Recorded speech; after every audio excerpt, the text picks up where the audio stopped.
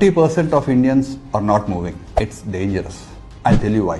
మన చరిత్రలో మనం కూర్చున్నంత ఎక్కువగా మునిపెన్నడూ ఎవరు కూర్చోలేదు. రకరకాల సోఫాలు, మంచాలు, ఇటాలియన్, ఇండియన్, అమెరికన్, ఆఖరికి కమోడ్స్ కూడా, అంటే అంత లేజీ బాయ్ డిజైన్ లాగా వచ్చిందని. అది స్క్వాటింగ్ నుంచి సిట్టింగ్కి వచ్చింది. ఇంకా మేబీ నేను అనుకోవడం ఫ్యూచర్లో స్లీపింగ్ కూడా రావచ్చు.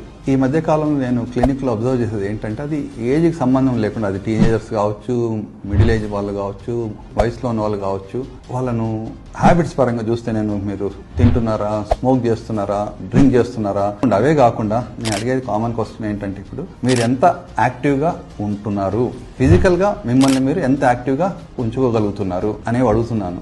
90% ఆఫ్ దెమ్ నాకు వచ్చే రెస్పాన్స్ అంటే, లేదు డాక్టర్ గారు, నేను ఎక్కడ నాకు టైం ఉండడం లేదు, చాలా మటుకు మనకు టేబుల్ వర్క్, టేబుల్ జాబ్ అలా జరిగిపోతుంది అనే చెప్పేవాళ్ళు ఎక్కువగానే. నేను చెప్పదలుచుకుంది ఏంటంటే, హ్యూమన్ బాడీ అనేది ఇట్స్ ఎ కాంప్లెక్స్ మెషిన్.